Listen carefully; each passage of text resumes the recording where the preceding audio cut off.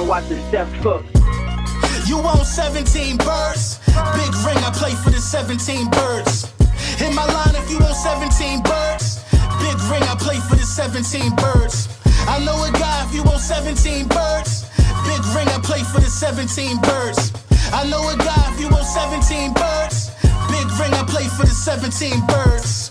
Yeah, I'm from the 17th. Yes, sir, yes, sir, yes, sir. Yeah.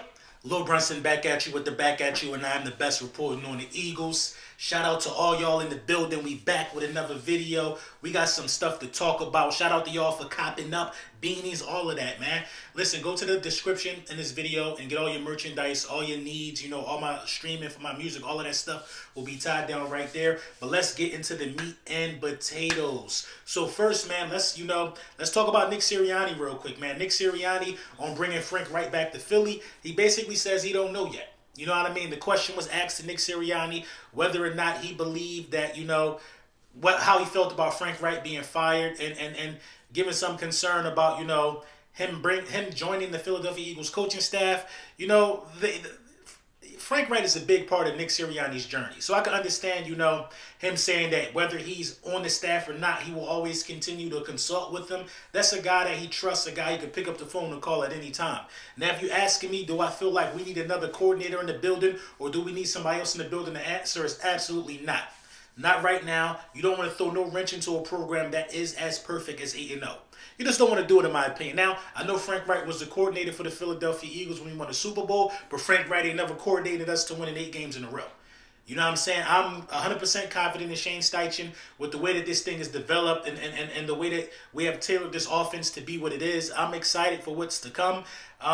If anything, if it ain't a defensive consultant, I don't want it in the building. I don't want to touch an offense that's moving this well oiled, if you ask me. So the answer would be no for me. I'm sorry. No disrespect to Reich, but we know what Frank Reich brings to the table. We just know this. Listen, John Machado, man, he tweeted, Jimmy Johnson was on 105.3 The Fan today, and he was talking. He had the Eagles' name in his mouth. So we're going to talk about Jimmy Johnson a little bit and what he said. He talked about the Cowboys as Super Bowl contenders, and I quote, he said, "I think that this is the best Cowboys team that I've ever seen." Then he goes on to say, "I'm not 100% sold on Philadelphia. The NFC is down. I think the Cowboys have a better shot than most." The NFC is down. How is the NFC down? How's the NFC down? The NFC's down. All of a sudden, the NFC is down when we up. Come on, it don't make no sense. These teams that are making the NFC down, quote unquote, or so to speak, we ain't run into them. We didn't get to feast on the bones of why the NFC is down. We didn't play the Rams or the Buccaneers. They're not the same teams. So I disagree with the NFC being down. How is it down? How's it down? We got more 6+ win teams on our side of this thing than the AFC might have evened it up when the Ravens won. But you three in my division alone. Then you add in, you know, Minnesota with 7 wins. How's the NFC down? The teams that are doing good is not those aren't the teams y'all expected to be good. So let's call a spade with that one, man. Come on, man, ain't nothing down about the NFC. And then, you know, I kind of, feel why he's not, 100% sold on the Eagles. I'll be fair. Listen, he said this. If you look at Philadelphia, they run a different style of offense that gives people's problems right off the bat. Most of their scoring comes early, especially in the second quarter. But once a team adjusts to the different style in the second half, they're playing them touch and go. And the other thing is, a team playing them for a second time will be better prepared. Now, I can kind of agree with that mindset. It kind of makes sense when you think about it. But it doesn't explain us having multiple drives in the second half of these games to milk the clock. Like Dallas, we had a 7-minute drive to end the game. You know what I mean? So I don't know. It didn't come back and bite us yet. You can't be mad at our early success. You can't be mad at our early success. You can't be mad at how we approach first halves. Listen, since we come back from the bye, we've had to score in the second half. We've done that. Granted, it was against the Steelers and the Texans, but it was still done. You know what I mean? We still was putting points up in the second half. So, I mean, you could be sold on the Philadelphia Eagles or you could not be sold on the Philadelphia Eagles. Maybe this theory will be tested when we play the Washington Commanders on Monday, because this will be the second time they played this, and they're playing with a better quarterback, in my opinion.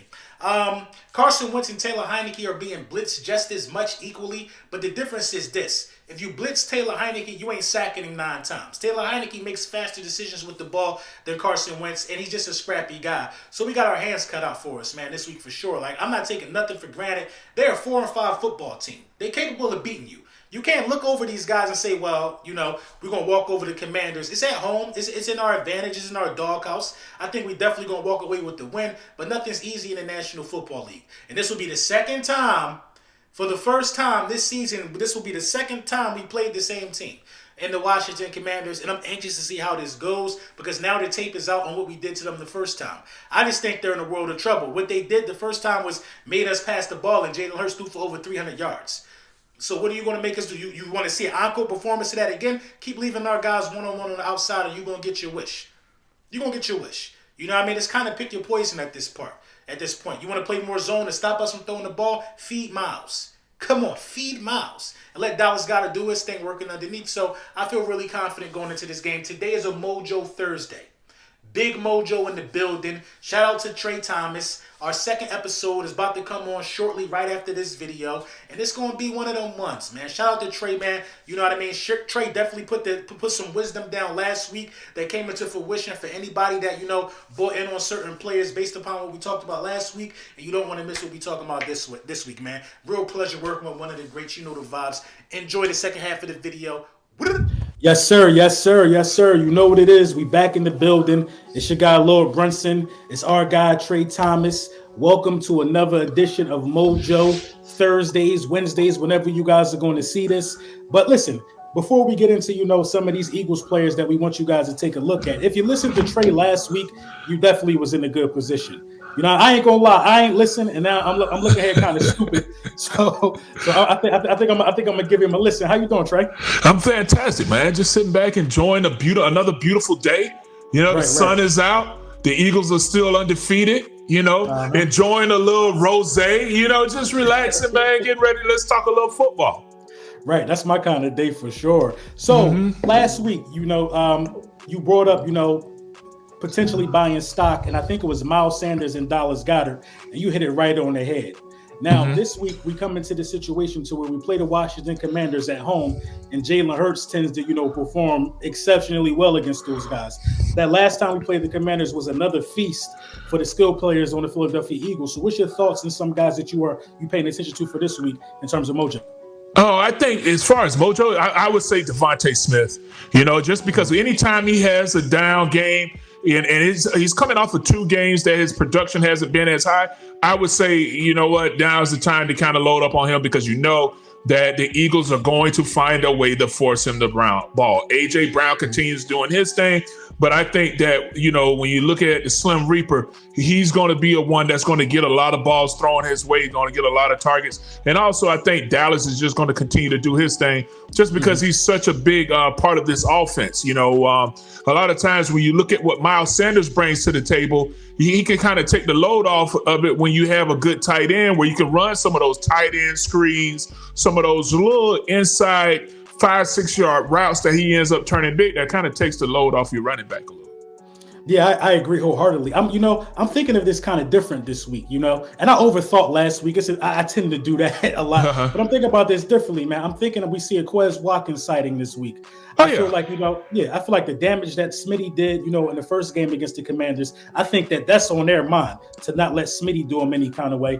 You know what I mean? So I think this could be a big game for Quez Watkins, but I agree, man. Any one of the skill players for the Philadelphia Eagles would be a great pickup for this week for sure.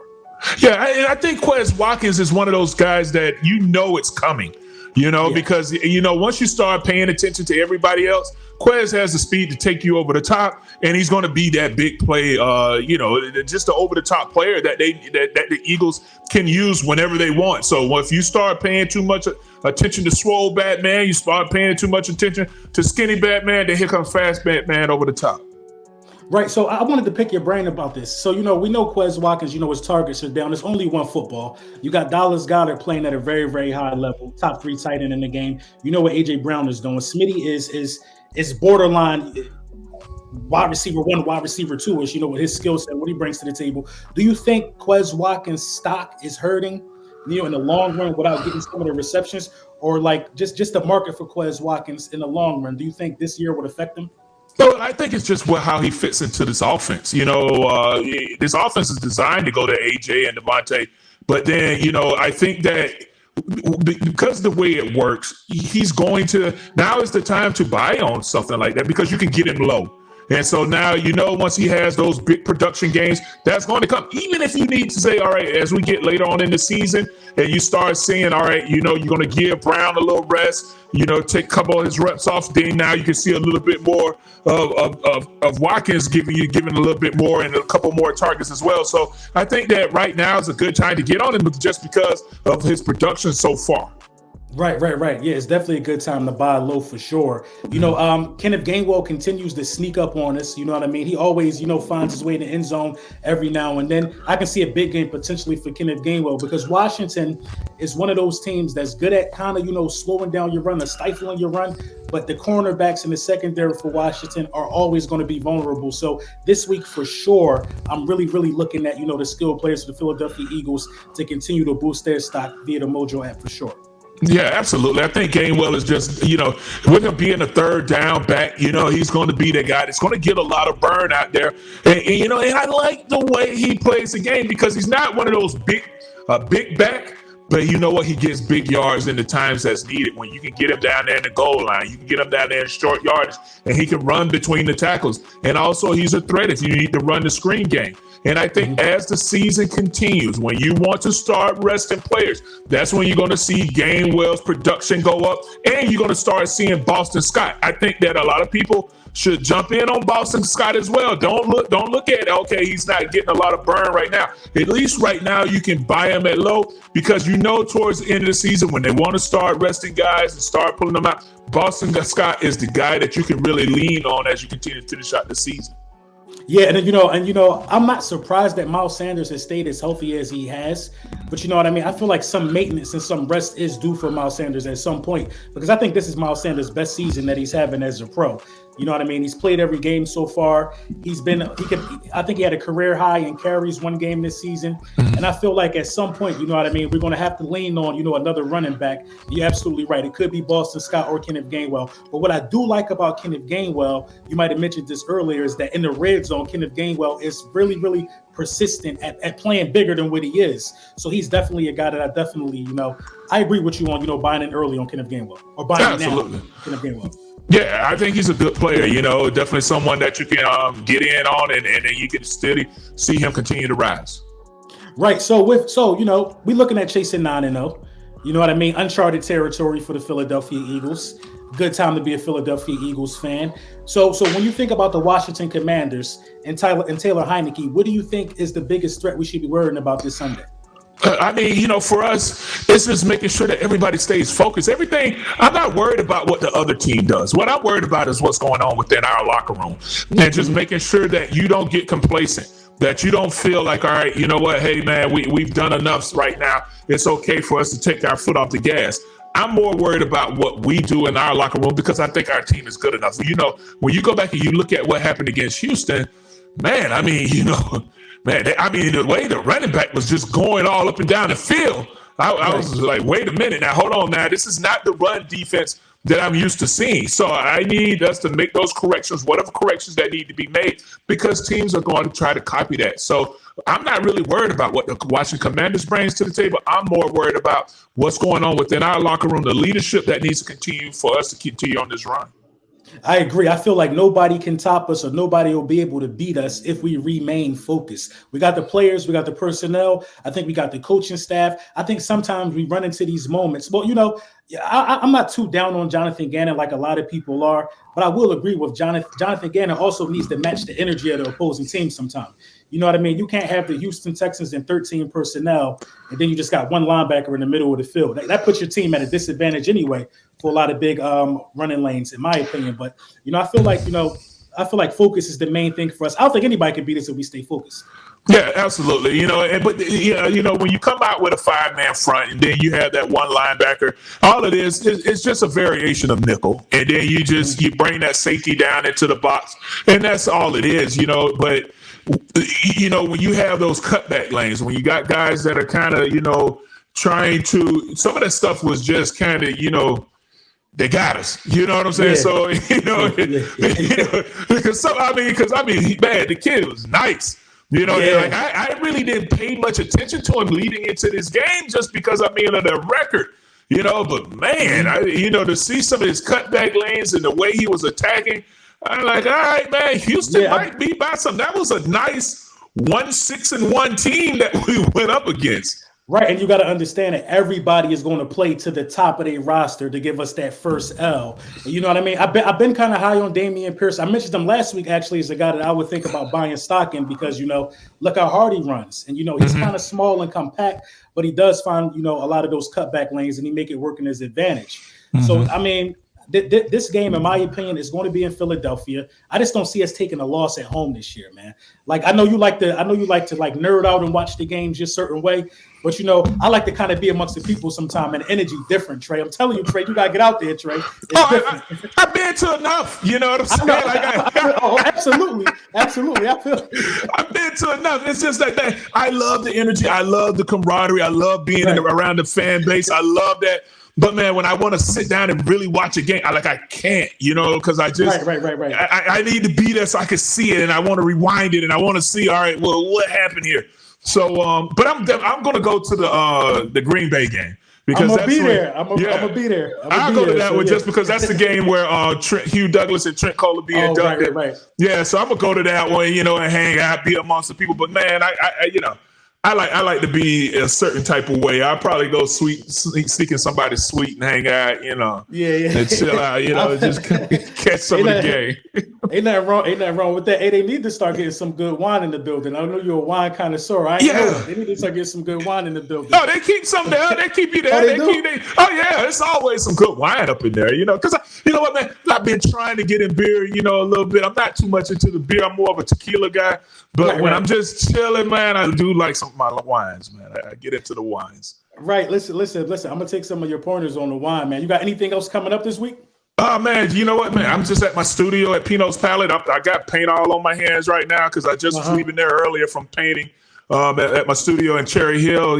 So I'm always there throughout the week, just working on some art and drinking wine, chilling, man. just relaxing. Just enjoying life. How about yourself?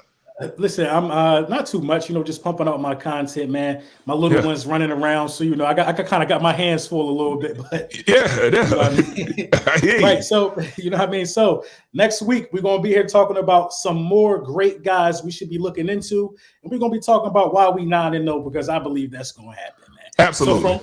So from me and Trey to you guys, man, have a good, productive rest of the week, and fly Eagles fly. Cheers.